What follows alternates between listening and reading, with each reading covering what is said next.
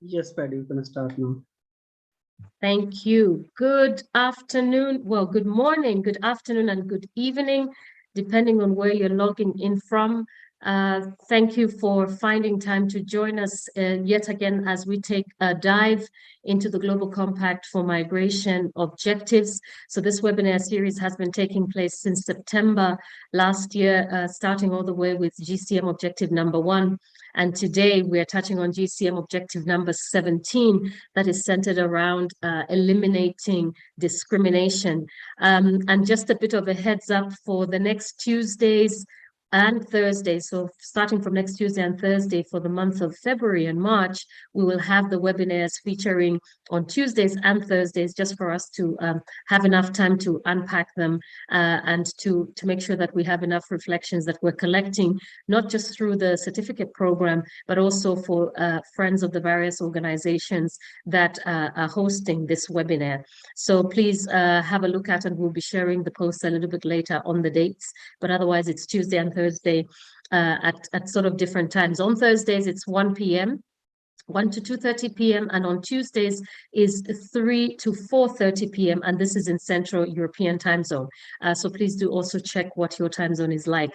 And today I'm delighted to have a very able panel. And before I go into having to discuss with our panel, to rather introduce our panel, let's just focus a bit on, GCM webinar, GCM objective number 17, which is on eliminating discrimination. We have been touching on various aspects that are related to this Global Compact for Migration objective. And we've either been we find ourselves either swimming around it, we find ourselves making linkages to it, as we have talked in other sessions. There was a lot of talk about it when we have, talking about discrimination, talking about the perceptions that migrants may have, and what forms the perceptions of migrants in communities and spaces where they live. We touched on GCM 16 just 2 days ago, where we're looking at issues that are related to inclusion and social cohesion. And so, coming into the text from the Global Compact, and looking at eliminating, the commitment is to eliminate all forms of discrimination and to promote evidence-based public discourse to shape perceptions of migration. And the text reads, "We commit to eliminate all forms of discrimination, condemn and counter expressions, acts and manifestations of racism, racial discrimination, violence, xenophobia, and related intolerance against all migrants in conformity with the international human rights law. We further commit to promote an open and evidence-based public discourse on migration and migrants in partnership with all parts of society that generates a more realistic, humane, constructive perception in this regard. We also commit to promote freedom of expression in accordance with the international law, recognizing that an open and free debate contributes to a comprehensive understanding of all aspects of migration." A lot of ambition, I think, that states have taken upon themselves there.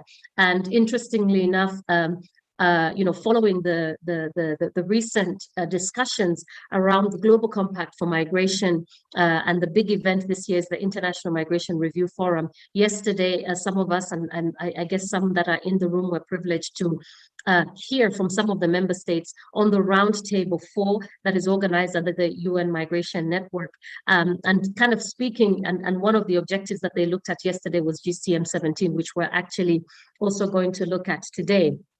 And hearing from the different states that were contributing, but also from civil society actions, from non-state actor actions, the need, for instance, for what do we do about misinformation, and the mechanisms that different countries and mechanisms that different civil society organizations are also taking up in terms of placing evidence at the center of forming and helping societies to create balanced perceptions of migrants and migration. And for today, to dive into this very loaded and packed topic, I have the privilege of having 3 panelists.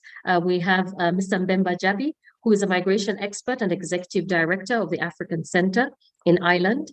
And we have Dr. Iman Ahmed, who is the migration and diaspora engagement expert and also global health expert, and she's based in Canada. And then we have Dr. Jean-Pierre Gauci, who is an Arthur Watts Senior Research Fellow from the British Institute of International and Cooperative Law. And we have had the privilege of having Jean-Pierre with us when we talked about trafficking, and also when we had one of the lecture series. So very happy again to have both Dr. Iman, who has also helped us in another lecture session, and very happy to have Bemba join us for the first time on this kind of discussions. I'm sure it will not be the last. And my name is Paddy Sianga Knudsen, and I'm the Vice President of GRFDT, and I will be your moderator for today. First things off, just to thank all our organizers, the Cross-Regional Center for Refugees and Migrants, CCRM, the Global Research Forum on Diaspora and Transnationalism, the International Institute for Migration and Development, Metropolis Asia Pacific, and the Migrant Forum in Asia. And these are the hosts of this event today, and they all send greetings, and very happy to see our participants, students of the GCM certificate program, but also friends and migration experts that follow the conversations in unpacking the GCM. So we will put, the legal expert in the room on the spot. So Jean-Pierre, as we will call you to come on, let me just introduce Dr. Jean-Pierre Gauci is a senior research fellow in public international law, and he's the director of teaching and training at BI at the British. It's always better to say the full text at the British Institute of International and Comparative Law. And since he has been working there since has been working there since 2014, he's taken on different capacities, and he holds a PhD in law from King's College London with research that focused on trafficking based asylum claims. But he also holds a Doctor of Law and Magister Juris in International Law from the University of Malta, and at the Institute he's the director of the People.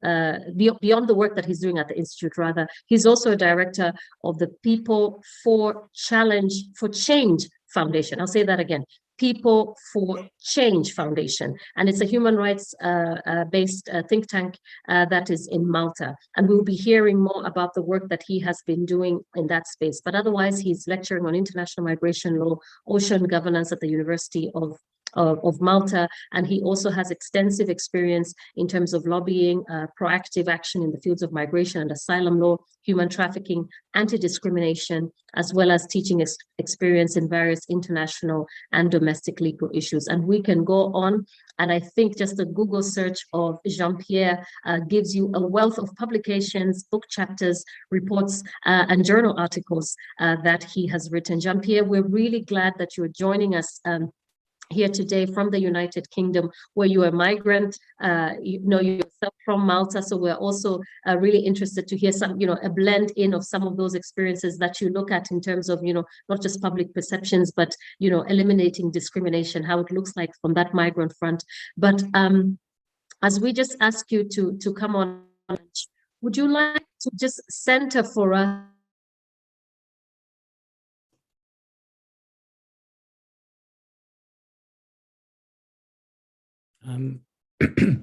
I cannot hear you, Paddy. I don't know whether that's me. Can you hear me?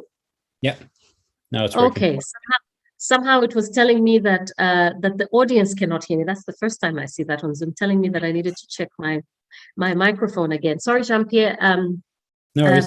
For losing you on that train of thought, but maybe just take us through all these legal terms that we have. There's so many legal terms. There's so many terms rather, and we want to understand them in the context of international, human rights law. We also know that there are a number of countries that haven't signed up, for instance, to the GCM.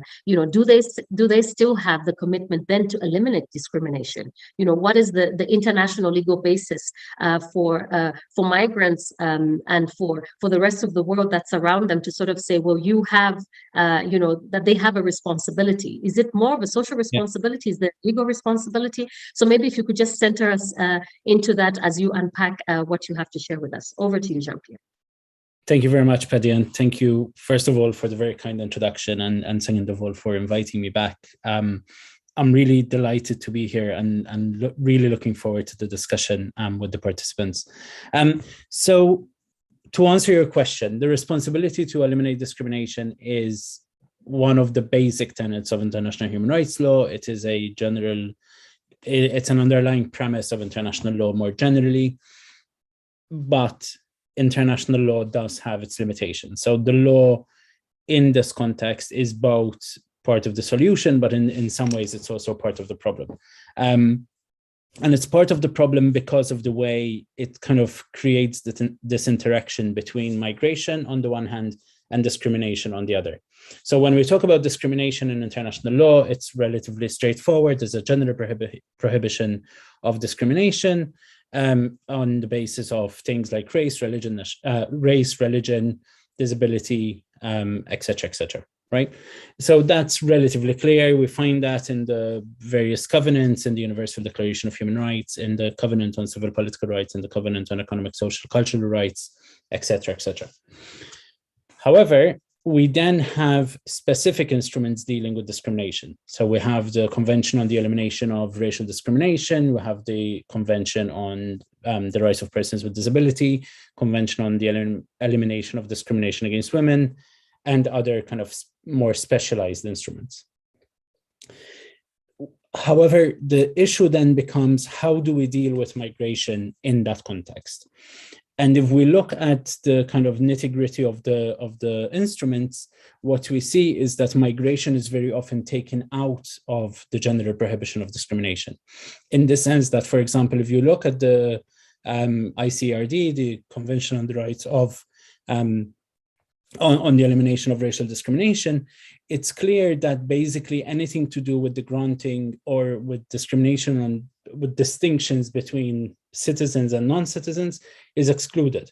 If we think about kind of a lot of the instruments that we have in the European context, for example, they say you cannot discriminate against migrants who have the status, but then the actual process by which that status is decided upon is outside of the scope of that non-discrimination provision. And what we see as well is that various organizations, various entities within governments and institutions very often take advantage of that exemption of nationality discrimination in order to not have to deal with other types of discrimination.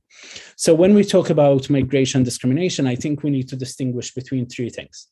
So the first one is discrimination on the basis in the context of the migration process. We know that a lot of migration processes are in themselves discriminatory. They create distinctions very often based on ethnic backgrounds, on regional backgrounds of different countries, of different communities, in order to distinguish between, for example, who needs a visa to get into the UK and who doesn't, on what sort of assumptions are made about giving people access to the country and what they're going to do once they get access to that country. So that's the first type of discrimination. And I think there, the law is not helpful because the law allows that sort of distinction on the basis that the decision on migration is very much an exercise of sovereignty of the particular states, and they get to decide who they let in and who they don't let in and what conditions they impose in that context. The second level that I think we need to think about is discrimination on the basis of migration status. Whether that's, for example, someone who is now in the country on the basis of having refugee status, having long-term residence, having student visa, having employment visa, etc., and discrimination faced by them because they are migrants. That includes things like access to certain public services, right? There is discrimination on the basis of someone who is a migrant might have different conditions to someone who is not, who is a citizen in accessing basic goods and services and public services in particular. And then the third form of discrimination, I think this is one of the most important ones, is that migrants also suffer all the other forms of discrimination, whether that's discrimination against women, whether that's discrimination against people with disabilities, whether that's racial discrimination, whether that's religious discrimination. And again, there, the issue of status becomes important both in terms of actual access to remedies, but also the perceived access to remedies. If I am undocumented and I suffer a case of racial discrimination or even a hate crime, I am less likely to go to the authorities if I think that if I go to the police, I am likely to get deported because I am in the country in an undocumented way, right? And then you have a combination of these things. So, for example, when certain countries have put the obligation on landlords to decide to check immigration papers on who they're renting their property to, that creates an additional layer of discrimination. And in some cases, the landlord is just trying to be cautious and therefore not renting out to anyone who's not a citizen of that particular country. In some cases, it just becomes a pretext for even more discrimination that we already see in the labor market, in the housing market, etc., against people who are from a different ethnic minority in that particular country. But I think the question then becomes, okay, where does the law sit? And the law sits in a place of trying to kind of balance out this human rights obligation to combat discrimination and this kind of sovereign right of states to deal with citizens, to deal with human rights, the right of the state to deal with citizenship issues and who gets the right to access and who doesn't. And then the next question becomes, how do these instruments, where does the obligation of non-discrimination against migrants come from? And I think it's worth looking both at migration law instruments. If you look at various migration law instruments, they do provide a non-discrimination provision, both in terms of how it applies to the application of that particular instrument and the application of general non-discrimination law to people who have that particular status. So in the first example, for example, you see, if you look at the Refugee Convention, it has a provision that says this convention shall apply without discrimination on the basis of race, religion, etc., etc. But then you also have, if you look at the EU Long-Term Residence Directive, it talks about non-discrimination against people who have long-term residence status in the particular country. And then the other side of it is migration in anti-discrimination provisions. So we need to look at anti-discrimination provisions in migration instruments and migration provisions in anti-discrimination instruments. And that second one is where I think the biggest problem lies. And I will say there's also distinctions within the same state, right? So you can have a list that includes nationality in a criminal law provision that prohibits hate crimes, where the list of grounds includes nationality or migrant status or being a non-national, etc. And then you have a list in the discrimination law that doesn't include discrimination on the basis of nationality. And then the next question becomes, and this is where the objective in the GCM is important, is where does some of that discrimination come from? And I think the law itself, because of the distinctions it creates, the policy frameworks and the distinctions they create, and then political discourse are key causes of that, that discrimination that a lot of migrants face. And obviously, discrimination isn't single-faceted, right? People aren't only discriminated against because they are migrants or because they are from an ethnic minority or because they are disabled. There's also multifaceted discriminations, and migration creates that additional layer of vulnerability. And I think if we think about how a lot of anti-discrimination works, a lot of kind of even the discourse around things like campaigning for anti-discrimination, anti-racism, etc., we see kind of this inherent assumption of nationality, of citizenship, that kind of excludes or at least marginalizes migrants within that community as well. So I'll stop there. Sorry, I just went on for a little bit. No, absolutely interesting, Jean-Pierre. And I think, making these distinctions, and I think it's particularly important for us to situate and understand the core and the commitment that countries have put themselves up to, because even in the GCM, there's stipulated kind of like a number of actions that have to be taken. And the way you've kind of explained it and put it to us really makes us wonder, this gap, I think, that you've talked about in this migration-based discrimination and then discrimination faced by migrants, trying to kind of unpack that. And also, I'm also wondering, I know that through the foundation work, you've done some interesting work on racism. So maybe now I put you back into, the People for Change Foundation, your think tank, and the work that you've done around racism there. How do you really just unpack this just down to the migrants who may have not read all the legal instruments, may not even understand that there's a legal instrument to protect them, don't know that that particular country where they're in has signed up or has not signed up, haven't read what the national legislation really says about who's discriminated against, but then also maybe seeing how the state, for instance, treats its own citizens, and so puts it in the assumption that actually then it gives me the less feeling of having access to any kind of rights. So when you're discriminated against, let's say, for instance, with the vaccines, or access to health, or access to housing, or even coming down to the level where your landlord opens the door, looks at what you look like, judges you by that, and can make that decision, you kind of get the sense of feeling that, well, maybe this is justified because of the environment that you're in. In short, even in spaces where the law is not really adhered to, even for citizens. So, what does that work that you have done around racism look like? And maybe you can speak to us a bit about the political discourse that's also around that. Yeah, so a lot of the work we've done on racism in Malta is quite specific to the Maltese context, where the vast majority, at least until, let's say, 10, 15 years ago, of racial minorities in Malta were migrants. So there was this conflation of issues between racism and anti-migrant discrimination, which is obviously incredibly interesting to work on, partly because of these additional layers of vulnerability and these additional layers or complexities of both the legal framework, but also the practical framework. And one of the things we see is that there is a problem with anti-discrimination law and policy when migrants do not know that the law protects them. When migrants aren't aware that there is a law that protects them, that there is a remedy that they can access. And we've seen in the last kind of 10 years, quite a few measures put in place to raise awareness with migrant communities in the Maltese context about racial discrimination. But we've also seen other racial minorities in Malta coming out and saying, actually, it's not just migrants.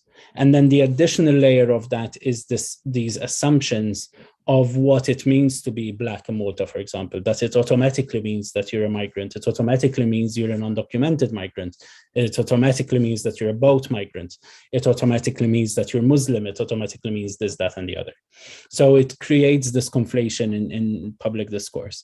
And again, that's not helped by the fact that, for example, our policies dealing with racism focus so much on migration, when actually you do have nationals who are also facing racism and racial discrimination in the Maltese context. But then by putting everything in one basket, you avoid the need to deal with those complexities that are specific to migrants facing other forms of discrimination. Not to mention the fact, and I will say that my background in anti-discrimination is primarily in the race and to some degree religion field. I haven't really done that much work on disability, etc. But there's also this assumption that migrants will only face racial discrimination. But actually, migrant women are just as likely to face gender discrimination. They're just disabled migrants are just as likely to face disability-based discrimination, and there are all those layers. And one thing that always strikes me, and I actually checked it this morning because I keep hoping that at some point I was just looking at the wrong law. If you look at, Malta, for example, has a pretty strong anti-disability-based discrimination movement, right? We have a strong commission that deals with discrimination based on disability. But if you look at the Maltese Immigration Act, it literally provides that someone who is, and I quote, mentally defective is automatically an undocumented migrant. that it kind of automatically assumes that he or she loses their status.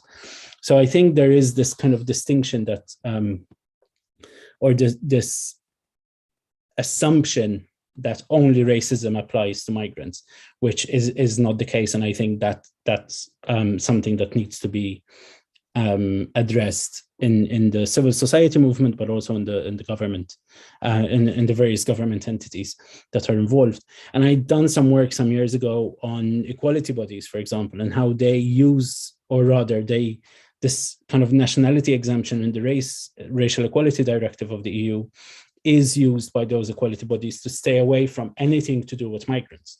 So racial discrimination suffered by migrants was automatically assumed to be nationality discrimination and therefore excluded from the remit of the directive, which is a completely wrong interpretation of the directive. But that is how it was applied. And every time a migrant went to the Equality Commission at the time, and this has changed, they were told, oh, this isn't something we have competence to deal with, which is, again, incorrect, but also pushes people away from trying to access services. One thing we've done at the People for Change Foundation, which is something that I'm very proud of, is something called Report Racism Malta.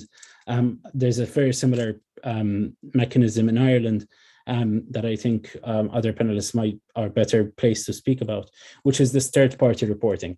So NGO platforms that allow people to report cases of racism and discrimination and help them access the services, whether that's reporting to the police in the case of hate crimes, or whether that's reporting to an equality body in the case of discrimination and accessing goods or services, employment, etc.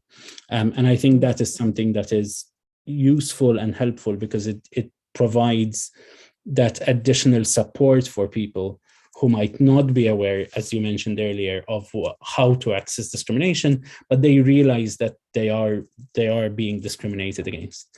And then the other big issue that we've seen in Malta is hate crime. Again, primarily targeting racial minorities, although we have seen cases of hate crimes against LGBTQI communities, against religious minorities, as well as against other minority groups. And there again, the legislation is now quite wide, but we've also seen, issues when those cases are being prosecuted, or whether that aggravation is added to the cases when they are brought forward, which isn't always the case, or it's kind of dropped in sentencing, etc. So that's another issue that's worth looking at, slightly apart from the kind of discrimination side of things, this idea of hate crimes and crimes suffered by minorities and migrants because they happen to be migrants or from a minority background, etc., etc. Mm-hmm.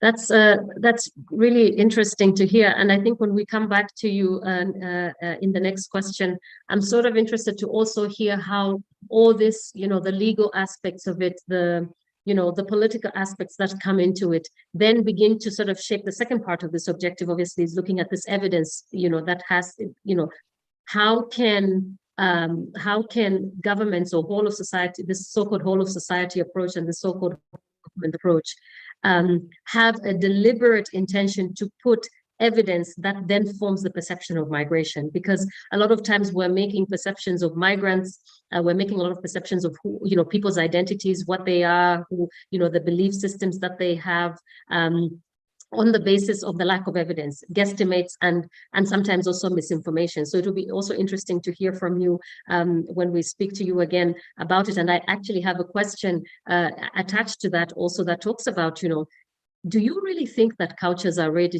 for sort of this multiculturalism? I mean, I know, for instance, like somebody was saying the other day, it's almost as though if you're reading somebody's CV and you don't see the fact that you can work in a multicultural environment, you're not able to hire that person. But at the same time, working with people in a multicultural environment may be something that you're forced to do because, everybody has to show up in the workplace and their codes of ethics and so on. And in such a space, these regulations and these laws have to be adhered to. But when we step out into society, are we really ready to see multiple cultures outside of us? You know, are we moving to the society? And I put you on the spot because I think these are some of the things we have heard around Brexit, to say, as you know, as the UK closed for its migrants, maybe actually the problem was not the fact that it was migrants. Maybe the problem is that you're not ready for multicultural society. So that's something I leave with you, Jean-Pierre, as we move to Mbemba, and just, you know, try and dive into, I know we are still in the space, we're still in Europe, and we thought we could dive also a bit deeper with you. But as I introduce Mbemba Jabi, who's a migration expert and the executive director of the Africa Center in Ireland, and Mbemba has been, you know, he's working as a consultant. He has a double master's in rural development and in management. He is of Gambian and Irish, so he has dual citizenship, and he has been involved in conducting research on diaspora and development. So some lived experience, but a lot of research work that he has done. He has written quite a range of materials on the role of African diaspora in development, and has also looked at the issues of integration and inclusion. And we'll hear more about the work that he has done, particularly also from, you know, the genesis of the African Center. And I think he has some very interesting reflections to share with us. He has also developed some resources for one of the partner organizations that we work with here at JRFDT, that is ADEPT, which is the Africa Europe Diaspora Development Platform. And Jabi has been involved in many other pieces of work, whether it's in the Gambia, sort of looking at the contribution of Gambian diaspora in the development of the Gambia, or sort of also trying to understand the Gambian diaspora in terms of mapping in the United Kingdom. So Mbemba, we are really, really privileged to have you here. And even as you just, you know, come on to share with us, give us a bit of also background to understand, you know, the ambitions that came with, you know, the African Center. Where is its genesis? Where is it really coming from? But then also to understand, you know, we know you have done a lot of interesting work with ADEPT, a lot of interesting work with IOM in the UK on Gambian diaspora. Speak to us a bit about some of the challenges that, you know, from these spaces of work that you see that are related to discrimination, and the intentions that you see governments trying to move towards, but also the experience that migrants and diaspora have in relation to discrimination. Mbemba, the floor is yours. Thank you very much, Paddy, for that lovely introduction. And then I think Jean-Pierre actually saved my discussion a bit in terms of the foundation of the Africa Center itself. And then Africa Center actually started because of discrimination. And the discrimination in the sense that because there was lack of rights for migrants, including Africans, to participate in politics in Ireland in the early 2000s. But also, most of the people don't know their rights at the time. And then the asylum process, even though there were a lot of Africans in Ireland at the time would be program refugees who were brought here by Irish government, but also people who were recruited in Africa to work in Ireland in different sectors, especially the health sector. But everyone is regarded as asylum seekers. And also racism and discrimination at the time. So that was the foundation of the Africa Center 21 years ago. In terms of political participation, in the early 2000s, there is no Irish political party. Most of them in their manifesto clearly stated that migrants are not allowed to become members. That was the first thing that the Africa Center has actually campaigned on. And then this was published. In fact, it was the same for the government at the time. And they decided to change their manifesto and allow Africans and other migrants to become members of political parties. So this was the first step. And then the second step also was that at the time, the knowledge about, or even experience on Africa and Africans by the Irish public is through the NGOs, through their fundraising. And then you will always see flyers, posters of malnourished children, people who are sick. So this is the information that's been shared. And then that affects a lot of Africans in Ireland. And then also in terms of the asylum process, because people are put in this asylum center, it's still existing. And they don't cook for themselves. They are given a small amount of money, the parents and their children, a whole family is living in a small like maybe 3 meter by 3 meter a room, and then they have to share bathroom and things like that. But also there were a lot of racism and discrimination, which I will actually touch on in detail. So all these things actually encourage few Africans, some of them asylum seekers, some of them are religious people who are here as priests, and some are professionals. They came together to form the Africa Center to address these issues. So at the time, so this was the thing. And then what they started was, first of all, it's an educational process to actually engage in development education, prepare materials for schools, go to communities, or talk, because every African, in most cases, people think that we all know something about development. We can talk about our countries, and then we can bring the stories that will even make them feel like, yeah, they are actually giving donations to worthy donation to NGOs. But then the Africa Center decided that we are going to train Africans how to even put across their story there, not to be negative, but also the true stories. And that's why they came up with an idea called Africa Also Smile. It's a poster campaign. So we stated that we are not in denial of whatever is happening in Africa, but there are so many things also that people don't understand about the good thing about African countries, but Africans, what they are doing for themselves.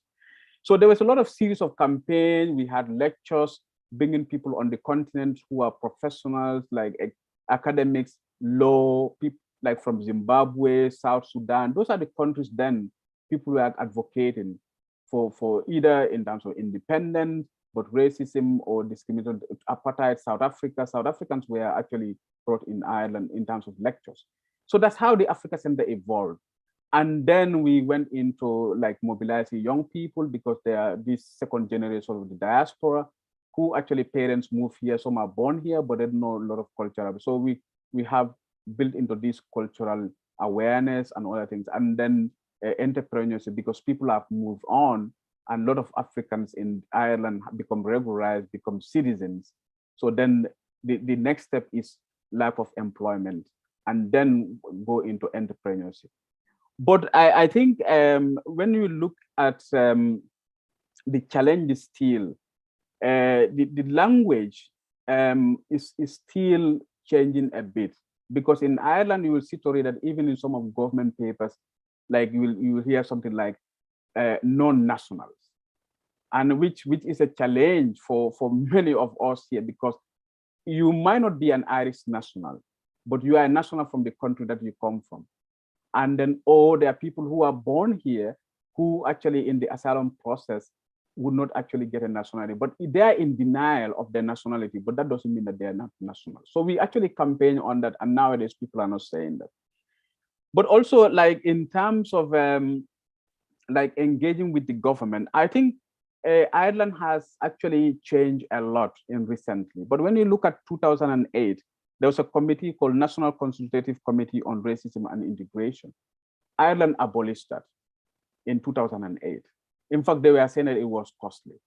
And the same week, a minister took a flight to go and attend a meeting, spend over $500,000, the same budget that's supposed to go to that institution. So that was campaign run, but still now that institution is not put in place. And I think Zamper also mentioned about kind of a reporting on incidences. It's actually happening, but in Ireland we have a big difficulty, because there's no hate crime legislation in Ireland. If a racist incident happen in Ireland, unless you are punched or somebody actually hurt you physically, you can go to a police station. But then if something else happens to you, are calling you names and things like that, it's very difficult to actually prosecute that or even report it to the police. There's report mechanisms by NGOs and other civil society. Now the police are actually put in place some form of reporting. But even if that you report a racist incident, it's very difficult to prosecute somebody unless you are stabbed or you are kicked physically, you are abused, something like that. So that's where we are in terms of discrimination. But I think also the good thing is that like now there's a debate about the hate crime legislation. Hopefully that will come. And then also in terms of undocumentation, Ireland is actually setting up a good maybe a bar for most European countries, because just recently, on the 31st of last month, there was an announcement that anyone who is in the country and then you are undocumented, there's a chance for people to register to become regularized. But that also has its own faults as well. It has also its challenges because, first of all, you have to pay 550 to fill in an application form. So like if you are an individual, family for 750 euro. So what about if you're undocumented, you are not actually working? Where will you get that money? And then, so these are some of the challenges actually facing in terms of we see the discrimination situation hasn't been solved. Okay, but with all that, I think like the organizations like ourselves and then the civil society actually are doing a lot. And then we are engaging because like the government at the moment is actually trying to change a lot of things, which is the good news. But in terms of diaspora engagement, as Paddy mentioned, I think the Africa Center has done a lot in terms of that. And then also to see that Africans here not only contributing to the development of Ireland, because like they're taxpayers as well. And I won't really touch more on the remittances because that's another topic we are going to discuss. But we see that like the African diaspora are actually contributing to development in two folds. We send remittances, but also we are taxpayers here. We contribute to the development of funds. So that's actually a starting debate for us to actually see that we are actually contributing something, not only here, but the development budget they always talk about, helping developing countries. We are also contributors to that. So when you actually have that foundation of a discussion, then people see where you are coming from. We are like double contributors to international development. And I think that shaped our actually approach to so many things, and which we bring also to our European counterparts. Like Paddy mentioned, I did a lot of work in terms of the Gambian diaspora. So like not only the Africa Center, but we are also encouraging the African diaspora-led organization to actually establish their branches in African countries. So we did that. In 2018, we went to the Gambia, where I'm from, but because the Gambia also had a change of government. So we went there and established an office. And the first project that we carried out was a diaspora engagement in mentorship by IOM. Initially, it was we were meant to send about 40 people, but then because of COVID, we were able to send 29 people. And these people were placed in government institutions. But like even narrating that in Ireland here, you can see that the international NGOs are not actually comfortable with that, because the Africa Center now is actually starting an international development, which is going to be totally different, because we are not actually shaping it in a charity model. We are talking about diaspora skills, diaspora exchange. We are talking about, to those governments, especially the Gambian government, how can we leverage on remittances to establish business for the young people who are actually crossing the Mediterranean Sea.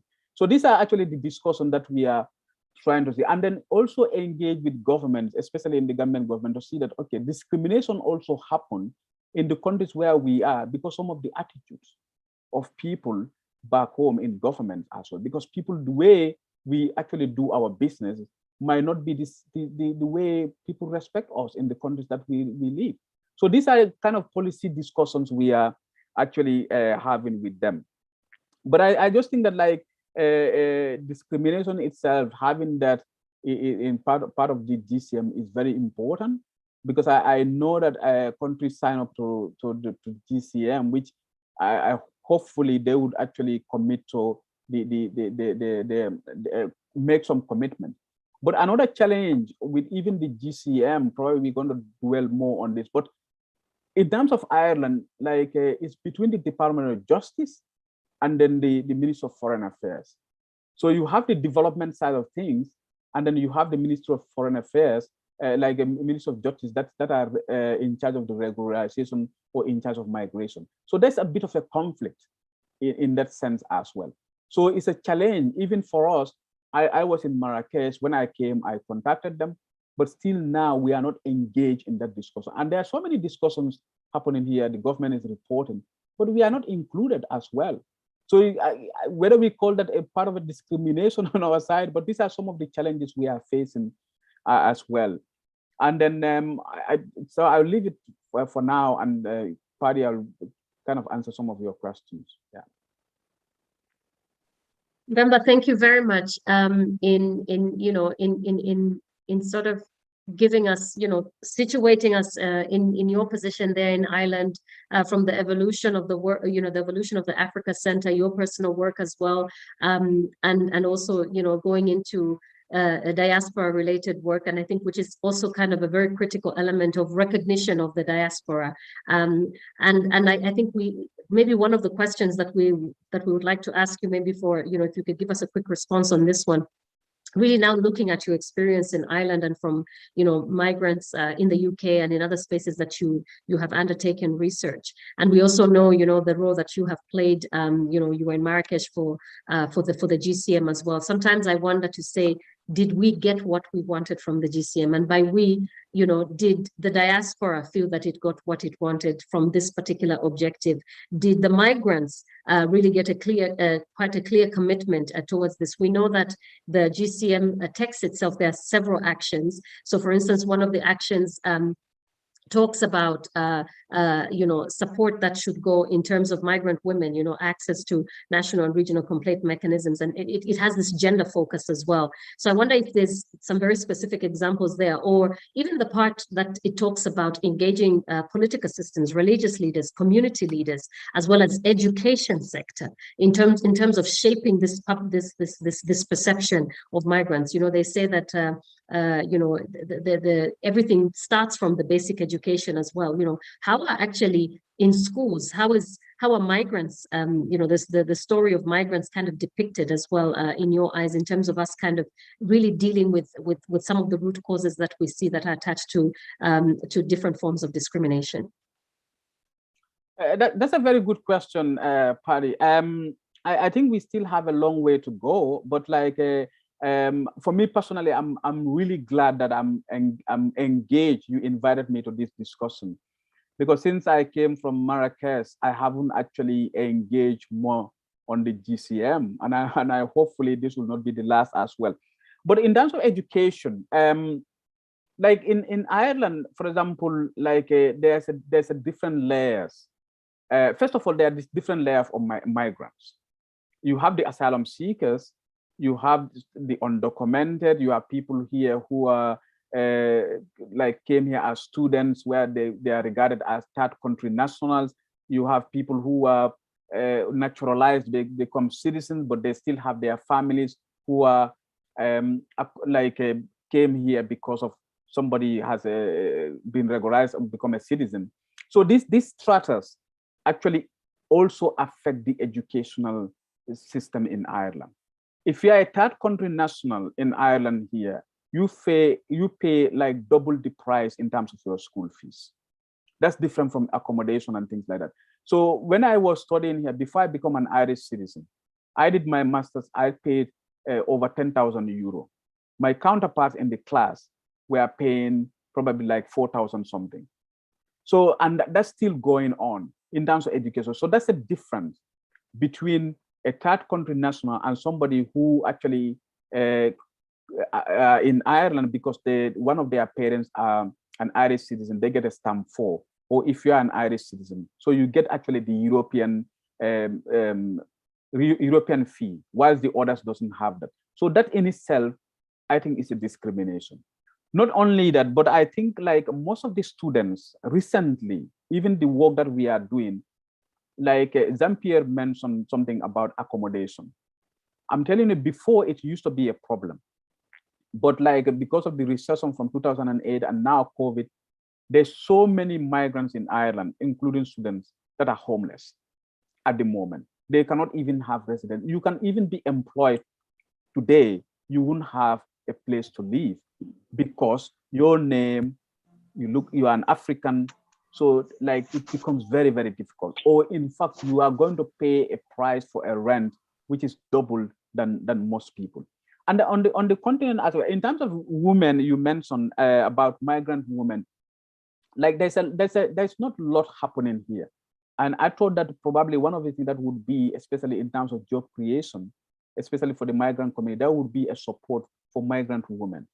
Because everyone talk about like women and children are the most affected people in terms of development, but actually they don't really care much about that. I think it's just a lip service in most cases.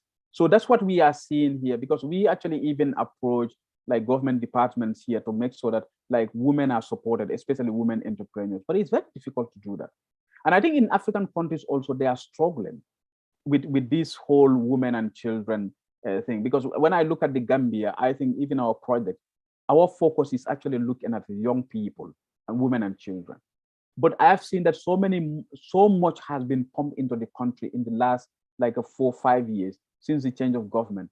But I have seen very little on women entrepreneurship development in the Gambia, to be honest.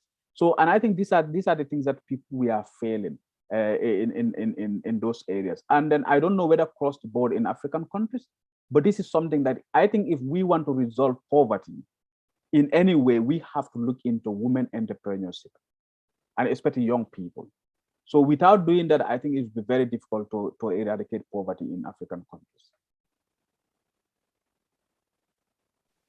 Bemba, thank you very much for sharing your reflections. I think when we come back, you know, it would be interesting for us to hear from you, because we know that there's been a generation of, you know, migrants, you know, to Ireland. And we're kind of also interested to hear about the experience of the younger generation in terms of, you know, discrimination, the experiences, and also maybe this perception that we have of migrants, you know, and how it's kind of attached to them, you know, to next generation. I mean, even from our own, you know, even in our own family settings, we see that, you know, they say that the older become even lighter, or they become less strict, for instance, or they become less attached to certain things because of the new environment that you're in. And but then for this younger generation that's, you know, born in Ireland, raised in Ireland, feel that they're quite integrated. What kind of experiences that they are going through, and then, you know, how you also feel that the GCM in a way kind of doesn't capture kind of this diverse group of migrants, diverse group of diaspora as well, in terms of dealing with some of these issues that have to do with public perception. You know, sort of what are those missing pieces? So when we come back to you, to be a bit interesting for us to hear from that. But I'm sure we'll have a lot of questions coming from the floor as well. But thank you again for you know, for sharing with us your reflections. And now we would turn to Canada. We know it's it's cold in Canada. We know that it's super early also for you.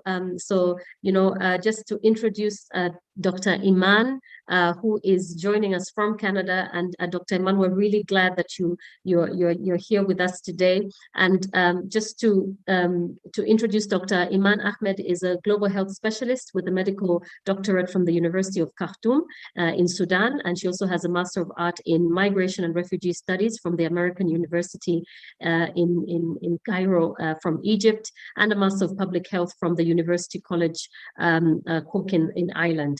And she's a Canadian citizen and also is originally from Sudan. And she has worked around as a frontline of humanitarian emergencies at regional and headquarter levels with the United Nations. And she has worked with United Nations High Commissioner for Refugees, for instance, looking at pandemic preparedness and response for refugees. And she has also worked and represented the organization in quite important fora. And at the beginning of her career, she worked with the Sudan Organization Against Torture. She then moved, she has also taken on different responsibilities, working at periods in academia with the University of Toronto as a researcher and an analyst, working particularly on addiction and mental health.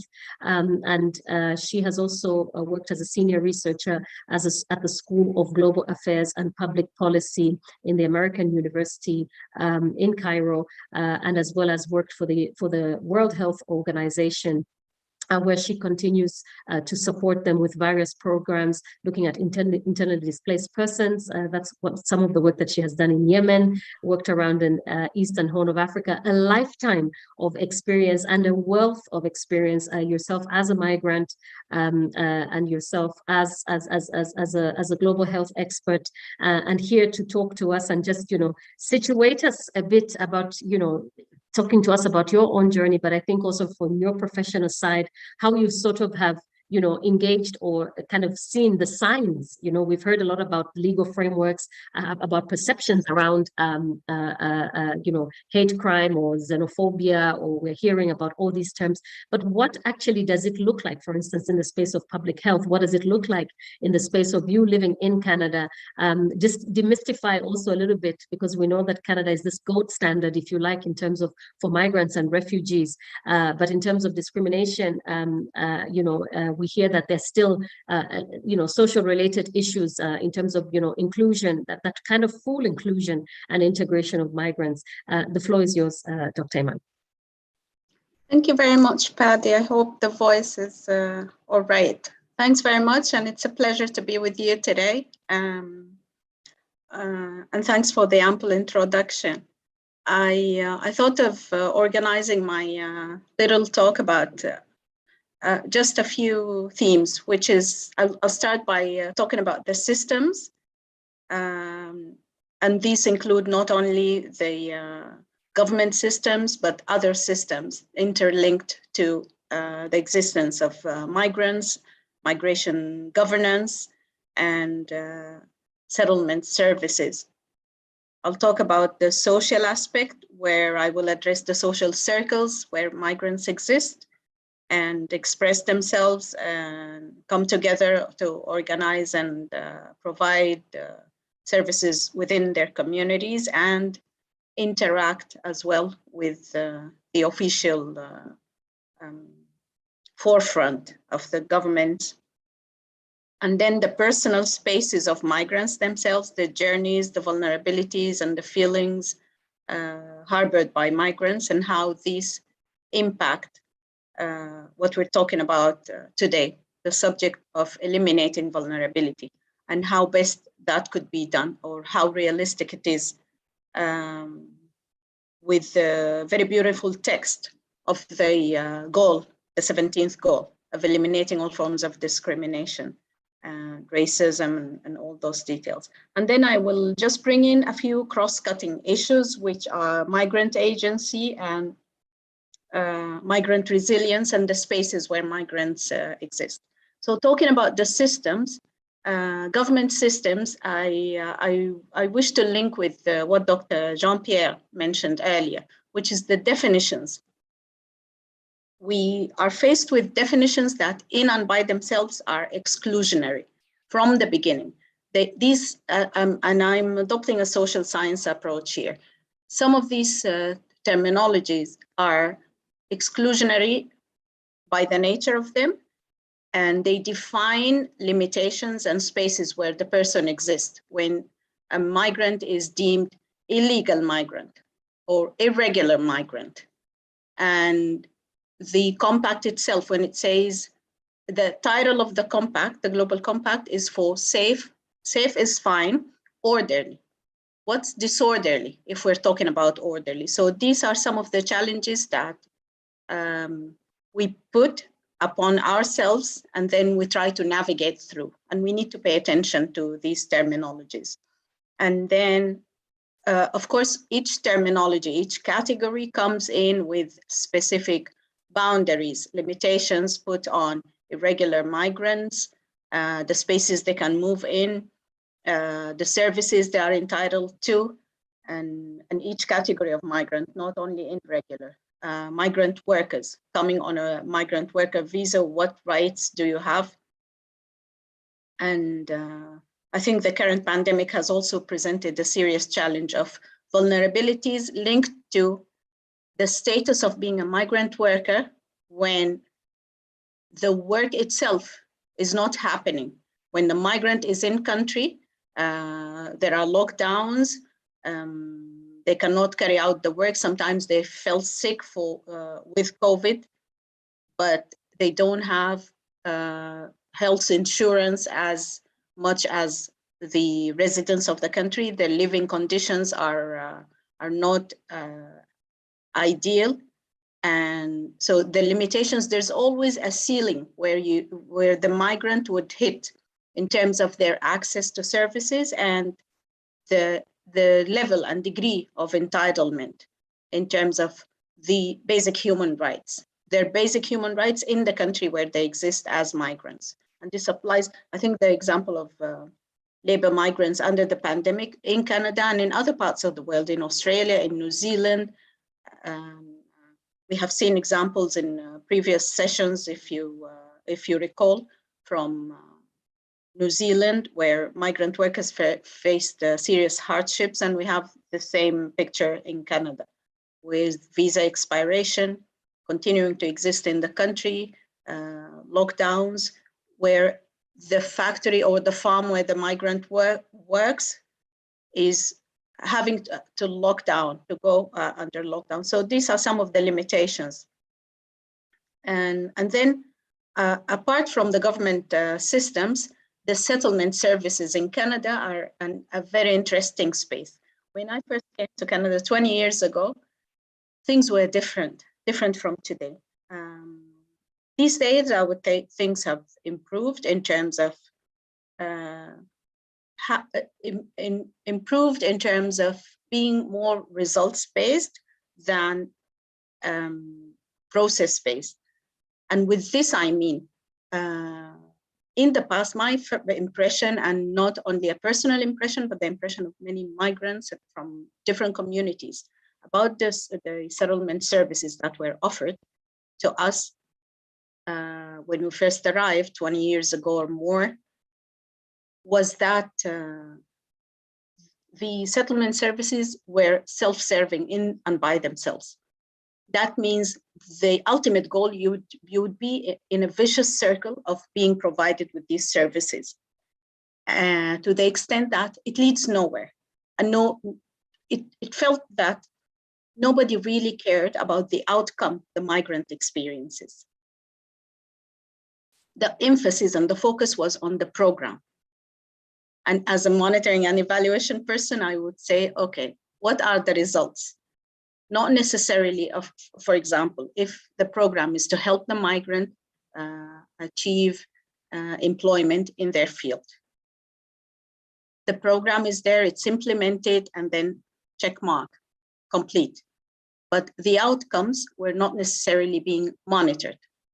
And then fast forward, I recently just, as a way of testing the system, I joined one of the programs. I was coming from working abroad, and I thought, okay, maybe this is a good channel for me to reintegrate back into the job market in Canada. And I joined such a mentorship program.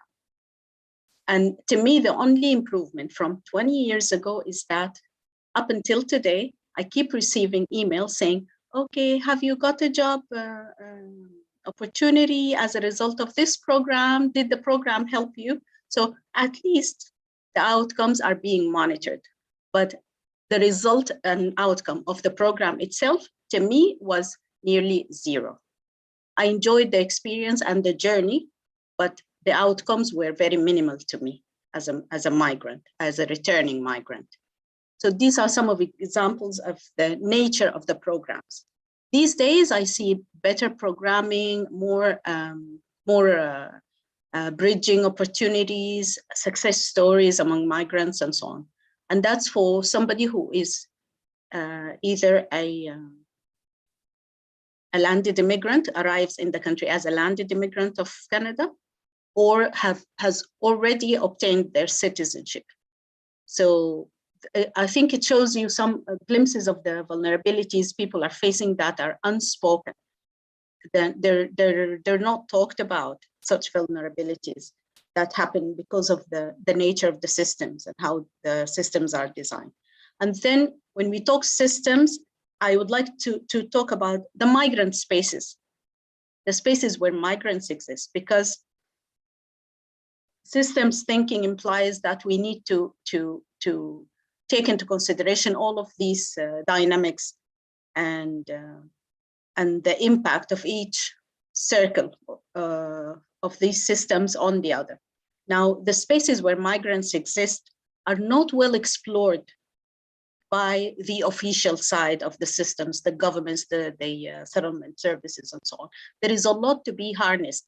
There is a lot to be learned, and then they can create some good feedback loops migrant spaces have a lot to teach the official mainstream government systems. Are we doing that well? How well are we doing it? And I believe we are not doing it very well.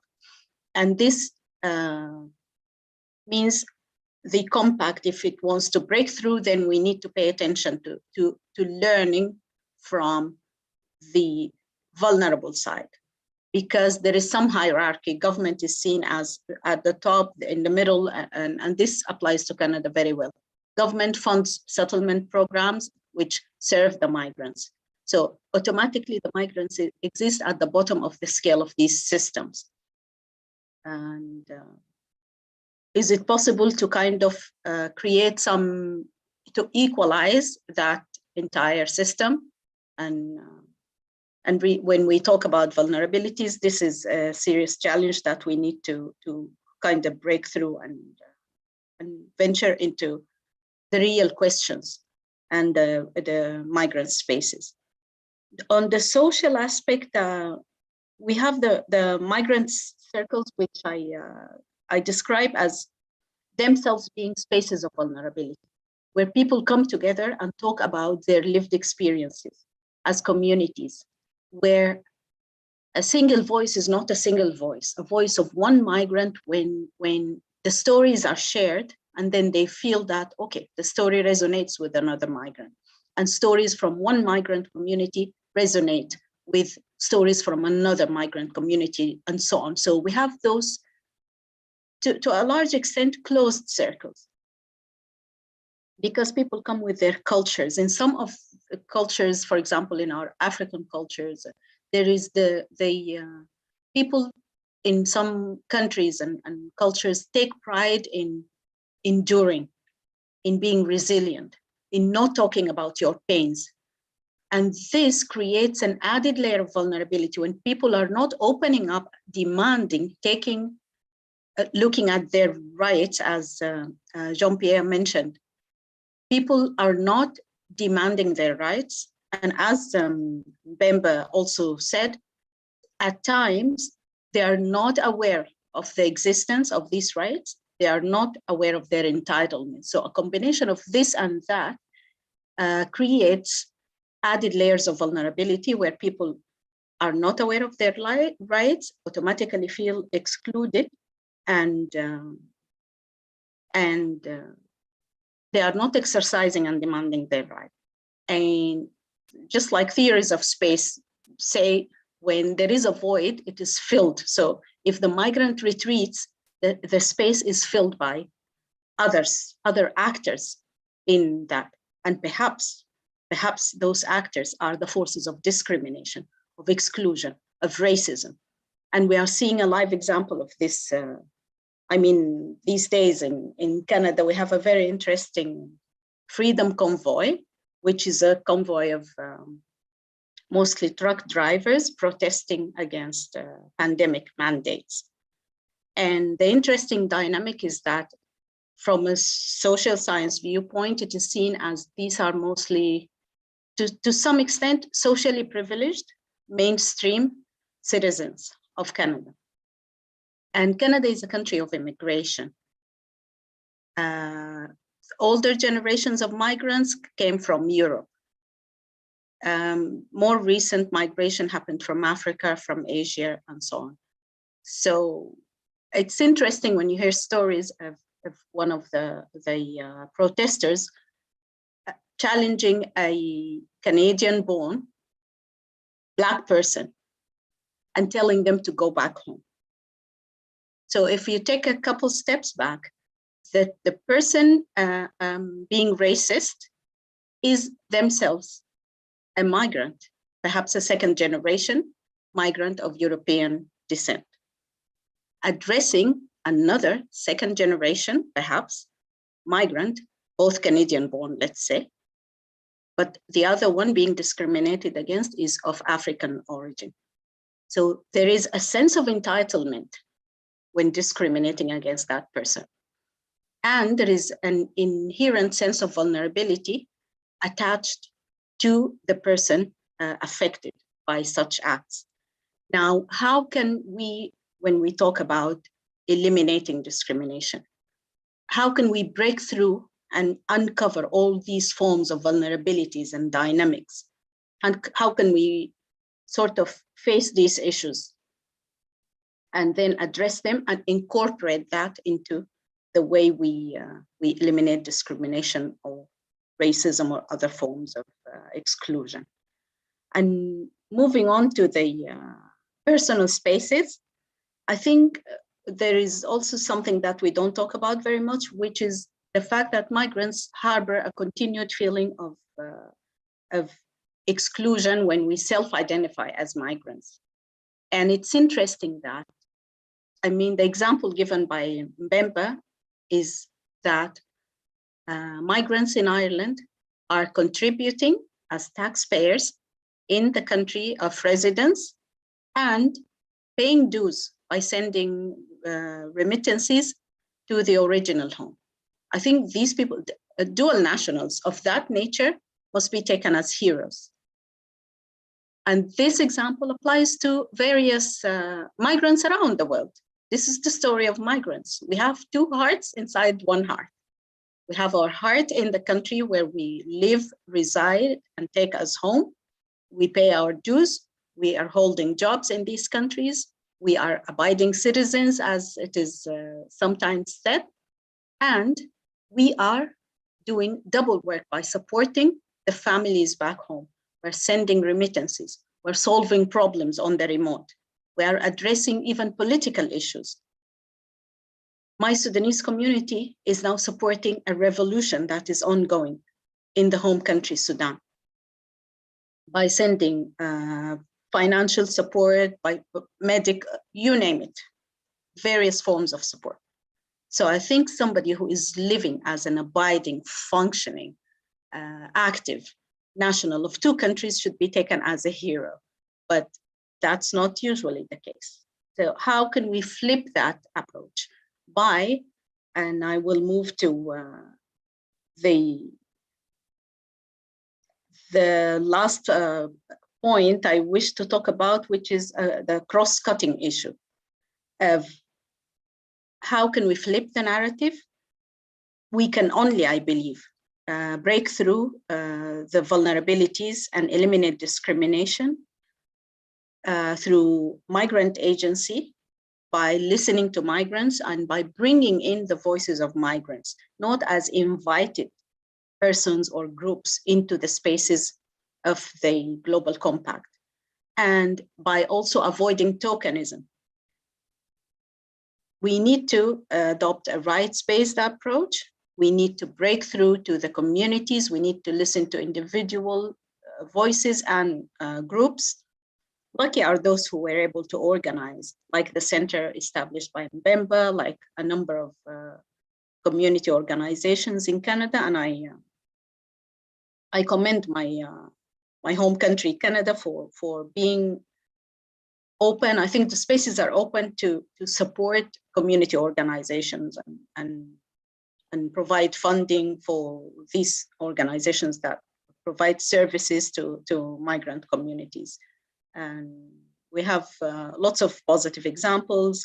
At a point in time, I volunteered with what's called the Arab Community Center of Toronto. And it's a center that does brilliant work, helps migrants, even with language interpretation when they first arrive in the country, accompanying people to doctor's appointments, to legal appointments and court, because these used to be terrible challenges, especially when they have to face some court proceedings. They have language and cultural challenges and challenges in understanding the system, but they still find themselves at the forefront and facing such legal systems that they might be excluded or their rights denied because of those kinds of barriers. These are all issues for us to pay attention to while talking about vulnerabilities and eliminating those vulnerabilities. And then I wish to bring in the issue of migrant agency, looking at migrants as creators, as capable individuals and groups, systems. I like to quote Amartya Sen in looking at development as capabilities. Migrants come with rich capabilities. How well are we harnessing these? It is still seen that this is the country, these are the systems, this is the mainstream culture, and you need to fit, you need to integrate. So the language we are using also has its heavy cultural connotations, and it implies a top-down approach, not a rights-based approach where everybody feels they belong, they have the right, and they can conduct themselves comfortably. When everything is scrutinized, starting from our family size to our food and how it smells or not, and then parts of Canada have, I love living in Toronto because it's very multicultural, it's open, you can try different types of foods and experience different cultures in the same day. But our model of multiculturalism sometimes is being criticized as emphasizing, kind of ghettoizing people, where you go to a certain neighborhood and this is Chinatown, and there are some characterizations attached to that. And then you go to another part and this is, oh, this neighborhood is full of Somalis or Sudanese, or this is a neighborhood of crime, and it's mostly Black and African migrant based. So these are some of the images that we need to really examine and be true to ourselves when we venture and break through, if we really wish to eliminate vulnerabilities. Thank you. Thank you very much, Patty. Iman, thank you so much for demystifying and unpacking, I think, some very important elements of kind of lived experiences. I really liked what you said about how there is this lens of, instead of kind of the respect for the other one, intrigue or an interest in the other, it's more kind of, if you like, demonizing or dehumanizing the experience or the attributes that another culture may have. And if we probably move from that and essentially just look at each other as human beings who are different, we probably are sitting from a place where we'll see much more value, and less in the direction of hate crime, less in the direction of discrimination.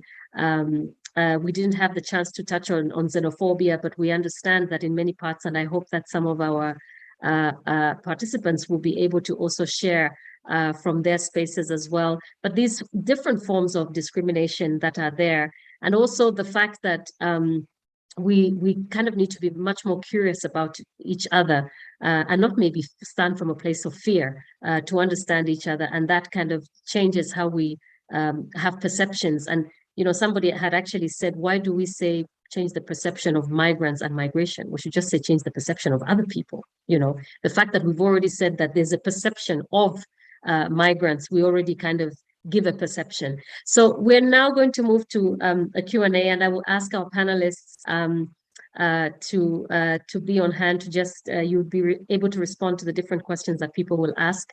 And for participants, just go ahead and raise your hand so that we can hear you speak.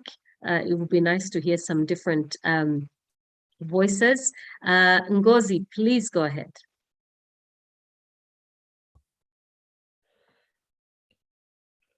Yeah, thank you, the panelists.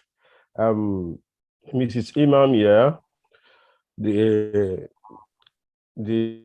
migrants, they are heroes because they contribute transnationally. Our diaspora, they contribute a lot. Like in Zimbabwe, there was political mobilization to change the government.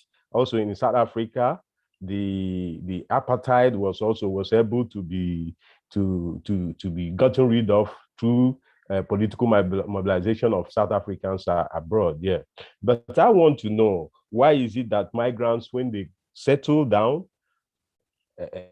after some generations, probably 1-2 generations, they also start discriminating about the new migrants? This is what I want to know.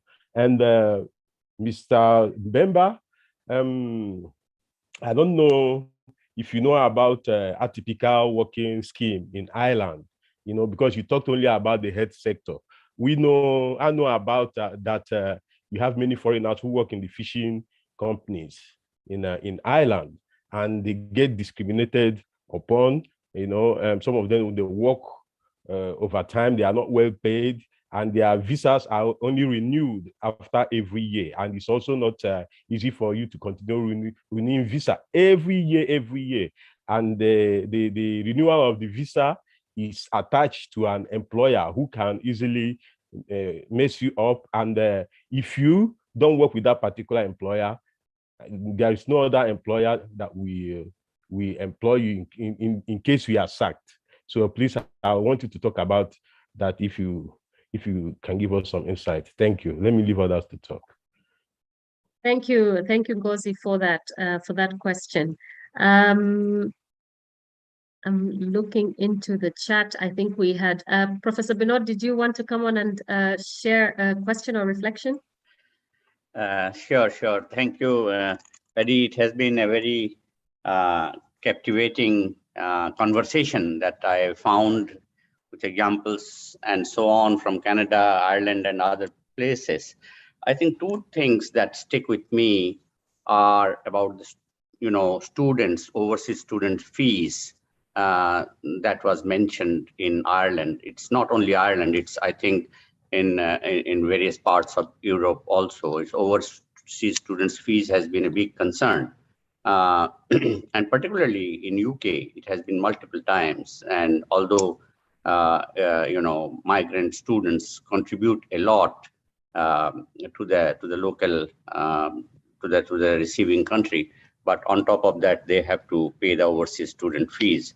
So not only that, but those who come with qualifications from their home countries, they also do not qualify to get into the labor market because there are barriers for entry into the labor market. The equivalence of qualifications is a big issue.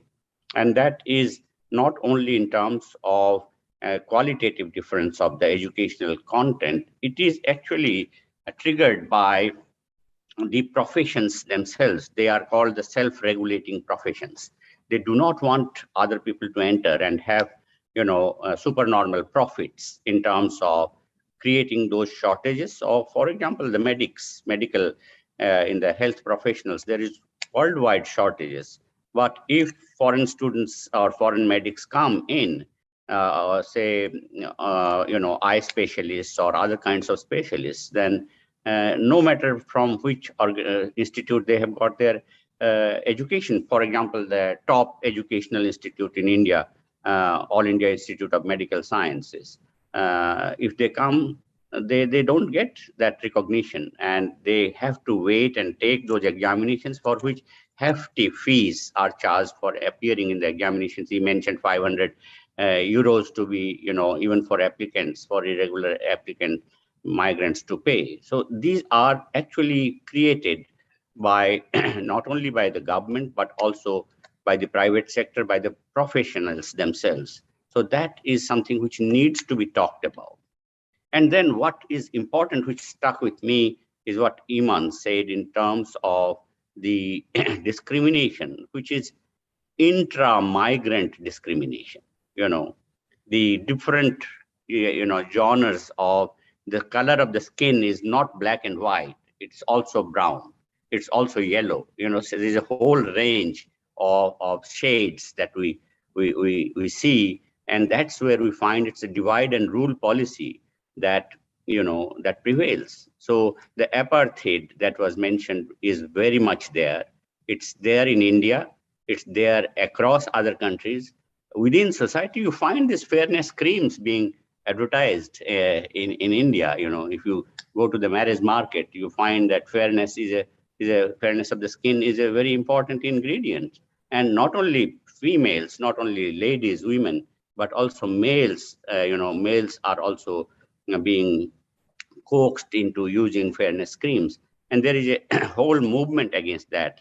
So I think we need to look at this in a holistic manner and bring about this, and also we have to talk about it. It was mentioned that people take pride in silently suffering. I think it is not a matter of pride. It is a matter of being diffident.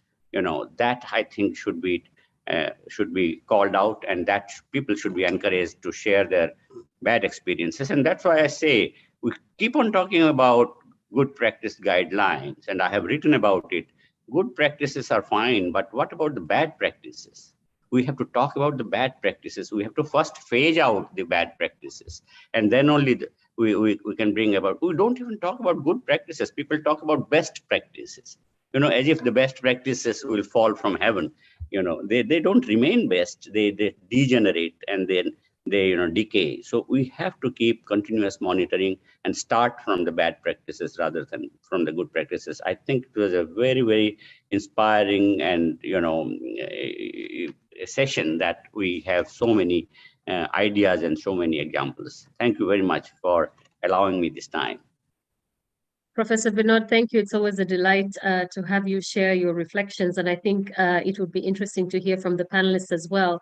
I will ask Ms. Grace, who's actually former ambassador from the Philippines and having had worked in the UAE, to also share some of her reflections and a question. I think she has already in the chat indicated some very important, talking about these new heroes, expressions that have been coined. But also, I think when we look at the Philippines, we're aware of, the important work that they have done in terms of elevating women, the recognition of domestic workers, and that was a lot spearheaded by Philippines. But also just to maybe hear from you what that experience, the experience of migrants that have moved to the Middle East and predominantly women, but we also know of young men who have moved working in construction, and what discrimination and what perceptions were like there. So Ms. Grace, you're welcome to share.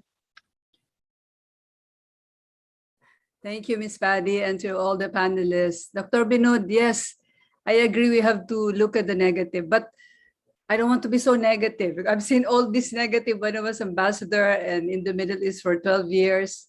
And I was also in the Vatican. Also, I was ambassador there. So let me just talk about how we recognize our people and how our administration has tried its best. Given the circumstances, especially with the kafala system. I think our president has spoken against it. And before he leaves, we will have presidential elections. We have created the new Department of Migrant Workers. So hopefully the Philippines again can help, in this discourse. And yes, I think we championed. I was ambassador in Abu Dhabi when the labor recognized, because I was fighting for that. I was one of the leaders of fighting for these issues when I was ambassador there. So let's continue the unpacking of the issues. But yes, let's recognize what can be recognized, and let's see the lights and the shadows of this migration phenomenon that we have now. So thank you. I'm just listening. I just want to listen and see where I can come in as a retired ambassador. Now, but I'm starting something here, Paddy, with a multi-sectoral approach with our parishes, with our local communities, because we have been talking that we need to start not just global, national, but the local, where the migrants come in. So hopefully I can contribute something. I'm doing my networking now from the experiences I've had. And I also have my migration masteral, but I'm learning a lot from all of this. I think we start from the families, from the local community, so that they understand as I've said, I have my own module on the lights and shadows. It's not heaven out there sometimes. No. It can be hellish or purgatory. But once they know what's going to happen, especially country-specific, cultural, I think the empowerment should start from even pre-migration, not even pre-departure. Talk about migration already in the barangay halls or in the parishes. That's what I'm hoping to be doing, and I'm starting that already. So that's all for now. Thank you. Very interesting to hear, Ms. Grace, the initiative that you're working on, and to hear kind of, just a snippet that there's a whole of society approach here. We hear that, the role of the community, the role of religious leaders as well, and I think remains important. I think the role of information, it's one of the questions, I think, Iman, we talked about it, isn't it, in the prep code, to say, actually, then where does discrimination start?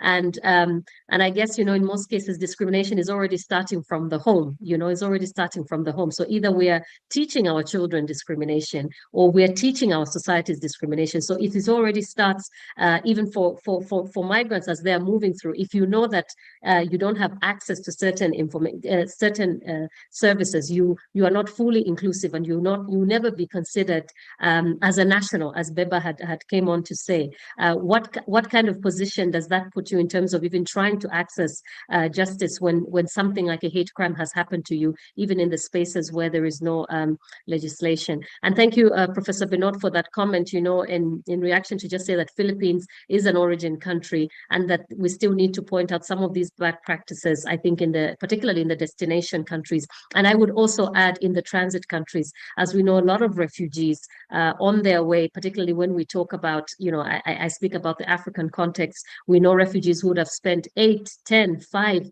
20 years waiting. I was looking at a story the other day where separation of families, some families being granted access to go and resettle, and then being put in this choice of making, what do we do if you have one family member that has to stay on in Egypt, the rest of the family members going off to this new destination? And also a lot of examples I think that we could also share. So thank you so much for those reflections. Let's give a chance to our panel to just react to these, and maybe we start. Let's start again. Jean-Pierre, do you want to kick us off with responses to some of the questions? I think a very good question that came from Ngozi. There was another question that was also sent to me. I think it probably just slipped off in the chat, that talked about, and we tried to coin this, the role of social media in misinformation, and how that has formed wrong public perceptions, as this question has been put.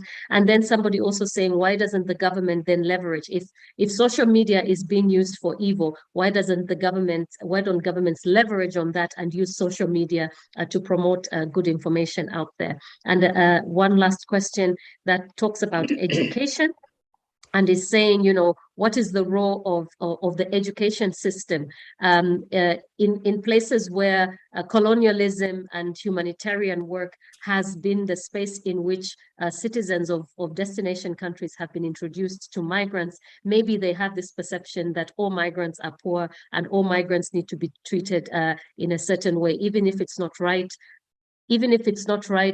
Maybe this education has to start in the formal system. So some interesting reflections. Jean-Pierre, we start with you. Thank you very much. Can I just say I'm really impressed with the comments, both of the other panelists and the people asking questions.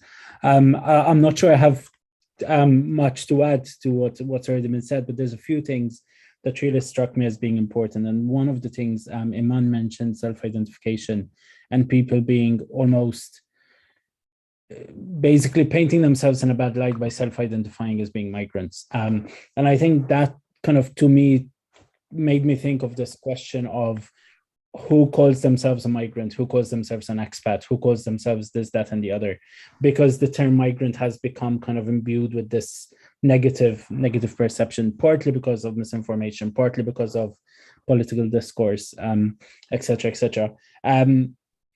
And it's also this idea of kind of trying to almost pull ourselves away from being called migrants, whether we're EU nationals living in Europe, in other, not our own European country, et cetera. And you mentioned Brexit earlier, and I think that was a very clear example of that as well, of kind of different groups of migrants almost pitching themselves against each other, whether you are from the Commonwealth, but suddenly you have an issue with migrants coming from Bulgaria and Romania, or Poland, or Eastern Europe, et cetera. And that brought back the question of migrant against migrant discrimination, which is also a thing. And we see, so for example, Maltese people who moved to the UK in the 60s and 70s being in favor of Brexit because of all these new migrants that are coming in, not recognizing that they are themselves migrants in the UK as well, even if they've been here for a few decades. And then the other question that brings up is the question of citizenship, and how accessing that citizenship is so ingrained in these discriminatory attitudes against foreigners, non-nationals, etc., which I think is something that we very often forget, that there is a discrimination in that entire process as well. I think Iman mentioned this kind of having to do your dues in your country of destination and your country of origin.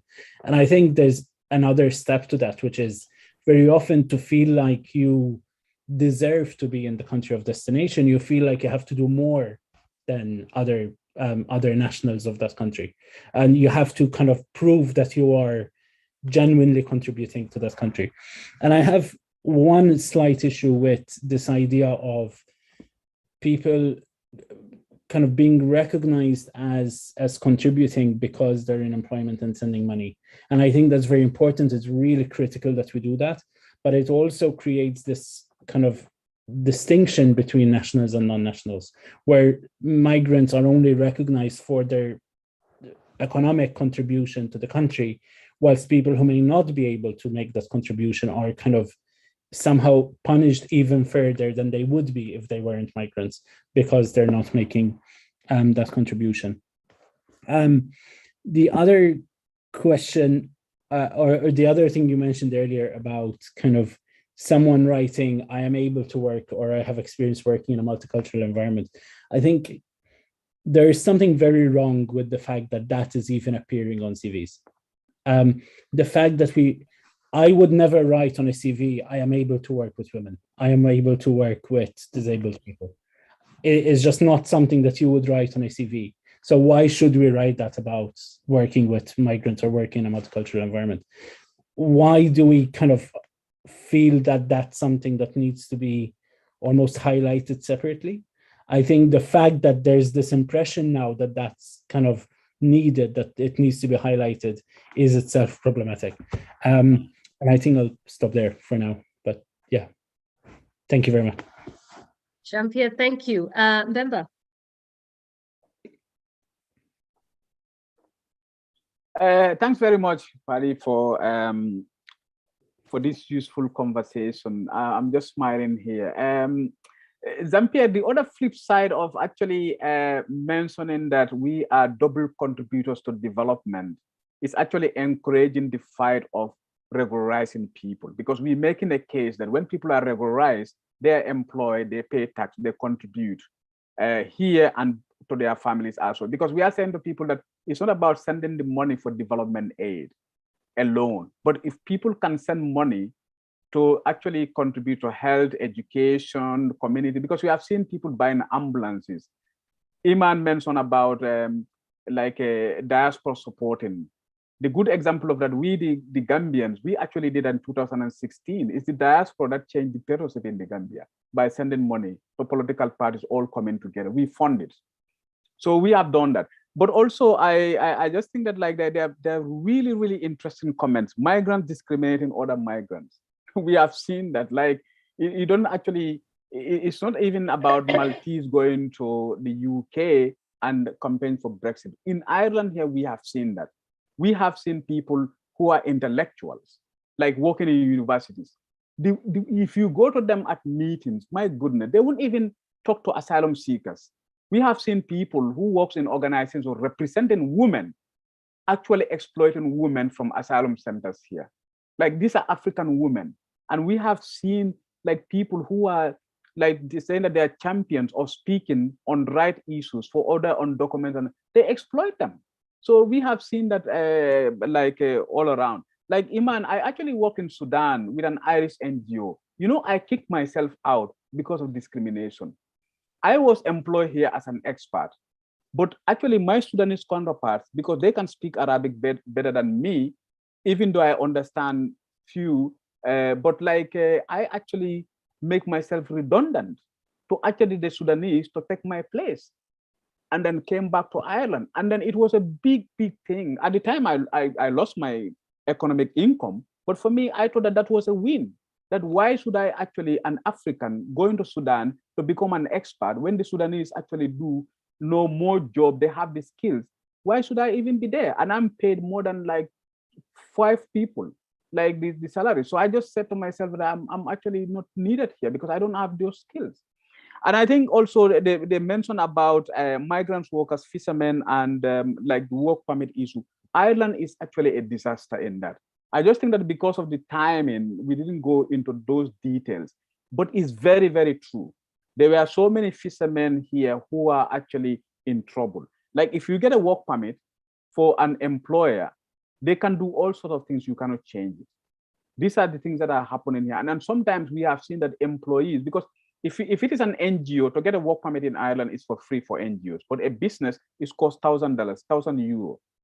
So these employees sometimes even pay for their own permit, but yet still they don't even have freedom.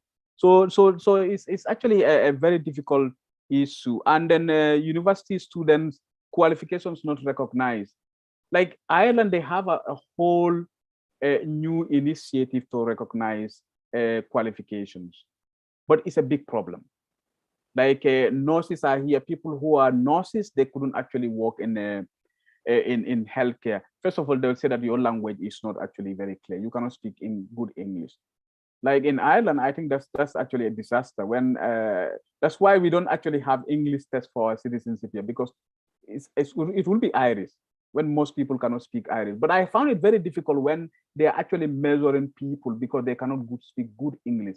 They're not even talking about you cannot speak Irish, but you cannot speak good English. That's why they are not employing you. It's in itself, it's actually something that is really, really difficult. And then like recognition is very difficult. Like there are teachers here who cannot teach in primary schools because you have to speak Irish. Like it's just like they are making everything difficult for people to be included in the society. So I know, Paddy, you asked me about the young generation, and there's a big rift between the African diaspora young generations and then the older one, because the older ones still they are still in that mood of when they left home, they are here and they are lost. I call them lost generation. So that's the infringement between the young generation and old generation in some way. And the young generation also don't see that they fit in. Sometimes I think they think that we are losers because we have not been fighting like the rights that they are affecting them today. So in some point we let them down, but like in other ways, there's always this conflict. But anyway, I'll stop here because there's a lot we can discuss here. Maybe another time. Thank you. Remember, thank you very much for those reflections. Iman. Thanks very much, Paddy, and everyone, Jean-Pierre, and thanks to Professor Binod. I'm a big fan of your reflections, and I always find them very insightful. So we're hungry to hear more of you, always. Thank you. I'd like to address Ngozi's question to your question of why do people discriminate, migrants discriminate about newer generations of migrants. I am hoping that it's not what is called the mentality of the oppressed. When somebody witnesses oppression and then they're eager to exercise that against another one. And who better than a newer migrant, since you've experienced the vulnerabilities and all of the negative feelings and experiences of being a migrant. So a next generation of migrants would be the victim of such bad practices. And I hope not. I hope it's not like that, but we have seen it and we see it constantly. And it's one way, speaking of just like bringing in some kind of social psychology, it's one way of setting oneself apart, that we are different. We are at a much higher tier or step on the social scale. We are closer to the mainstream. And we are not like those new migrants. Oh, they don't know this or that, but we are in a better place. And that all of that, I think, is an attempt to identify with the mainstream system. And that in and by itself is a terrible social phenomenon. And it's dictated by the existence of this hierarchy of how closer you are to the mainstream or to the accepted culture. And what is accepted, basically? It's a culture dictated by either an earlier generation of migrants, as in Canada, as I mentioned. This is a country of generations and generations of migrants. More than 50 years ago, there was an exodus from Europe. And now it is very much seen as a mainstream. And another issue of the language, Bemba mentioned, of your English is not very good. Why is it not acceptable for somebody from Africa to come with their accented English when it's just as normal, and it's sometimes looked at in an admiring way when a Francophone Canadian speaks English and invents new words, completely new words that do not exist in the dictionary. So why is it like that? A Quebecois. I'm just posing the question, and it's for reflection, it's not an answer. But obviously, because this is a Black person and a migrant, either more recent or them being migrant versus the other not being migrant, and so on. And something very important, I think, that both Jean-Pierre and Bemba mentioned, which is migrants are always being measured by how much they contribute to the new society. And that's a completely unfair process, phenomenon, formula, whatever you call it. And as a result of that, you do find that migrants, once they enter the system, then they try to excel and they work hard to reach higher positions. They work hard to abide, to embody the institutions, values, and so on. So there is a constant process of testing the self and making sure that we bring in our best into the country, into the social spaces, and so on, as compared to somebody who does not face that scrutiny on a daily basis.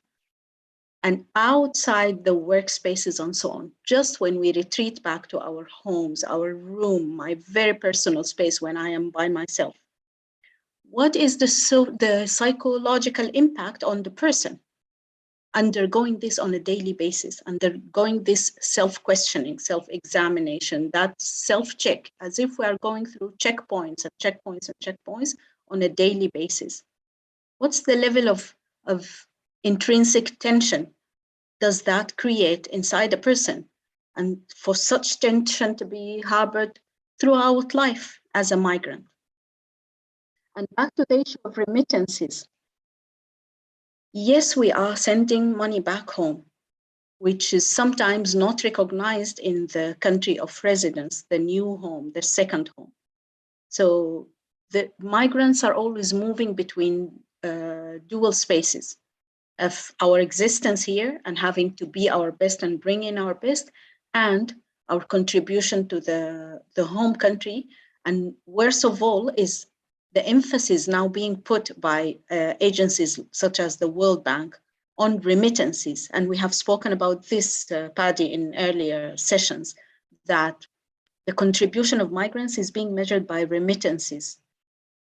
So it's financial. It's assessed on financial basis. And I'm afraid this will basically undermine other aspects of our migrant and migration experience and contributions to the countries of origin, that it's being calculated based on numbers, how much remittance is flowing. And I see all of these maps and all of these graphs, and it's all about numbers. It brings nothing of the lived experiences. It does not even question that the same salary somebody is receiving and using to live in one country, another person who is the migrant is splitting up between their living, their family, their needs, schooling, housing, whatever, savings, old age, security, whatever, and half of it is going to the country back home. How is this impacting our living standards in the second home, in the here and now? These are questions that are never asked. So these are my reflections. Thank you. And I think a very good note for us to wrap up today. I think we have touched on many different aspects, I think, of the GCM objectives, which is the importance of these webinars to also show that GCM objectives, particularly for our students who, join us in the classrooms on Saturdays and joining us every Tuesday and sort of saying, okay, we will just talk about discrimination, but how it actually touches on different aspects. We've looked at, information, the need for information and how that impacts on discrimination, the need for legislation, skills recognition, what regularization can do in terms of opening that space, even though we know that probably a possible complete elimination just by regularization doesn't solve it, and the same with skills recognition. Vulnerabilities, I think we've touched a lot on those and how those are actually tripled or sometimes even made worse by the fact that, you know, the spaces in which migrants are living, the spaces in which livelihoods are being regenerated and created are not spaces that are welcoming, and that there are all forms of discrimination that are happening in different spaces. I think it's also been very important to recognize the identity that migrants have given of themselves. So I feel like we've also moved from this space of legislation and all the way back to who am I and who I identify. I like how Iman put it back into that personal space. And I remember the conversation that we have had on this platform before, where somebody said, sometimes when you're self-confident, and Bemba, you've talked about this, you know, the young generation thinking that this generation has not fought enough. You haven't been visible enough to fight for your rights, but also fighting for your rights, fighting for what you have comes with information, comes with regulation being available to you, comes with the backing of a whole of society, a whole of approach system, so that you feel that you have the right protection, the right cover for you to exercise your self-identity. I think it's really been very interesting to also hear about, you know, to unpack a little bit about some of these societies and where we've seen discrimination existing in different forms, and sort of question issues that are related to multiple cultures, you know, diversity, what does that really mean? And maybe we've also posed the question around, do we, are societies in which migrants, destination and transit countries where migrants are living, are these really hand-picking, you know, cherry top picking diversity? This is the diversity we want. We want your Indian curry, and we want your, you know, we want the good flavors of everything that everybody has, but everything else that you come with, the religion you have, not interested, the respect that you have for women, not quite interested, the way you, you know, the cultural, some cultural attributions, this we're interested in because we could pick and move with it. Why that becomes important. The power, I think, that there is in education. And the fact that even in these spaces where migrants should be elevating their education, they're finding barriers, you know, the access to education becomes a problem. And one would think, is it a deliberate intention to make migrants sort of keep persistently low? But we are, you know, very glad to hear, just even from looking at the panel that we have in front of us, that, you know, when the opportunity is granted, we all have the potential to reach, you know, a certain standard, and we all have the potential to reach the gold standard that the world has set out to. Some really interesting, I think, examples. Of course, we couldn't touch everything. We know that we haven't touched more on what, you know, social media looks like, but we know that we can explore a lot of these avenues. We'll be sharing some resources again in the Google Classroom for those who are interested. And we just want to say thank you so much to all our panelists, Jean-Pierre, Iman, Demba. Thank you for being here. Thank you for sharing your lived experiences, but also the very important work that you're doing in your different areas.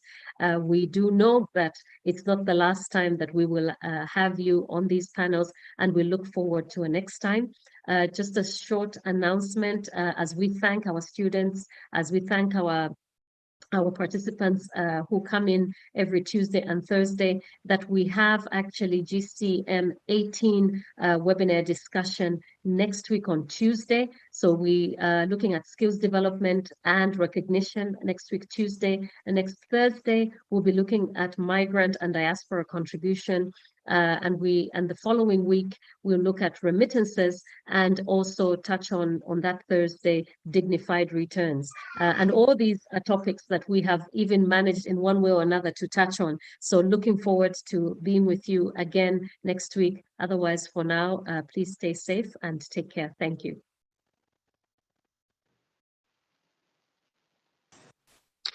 Thank you. Bye-bye.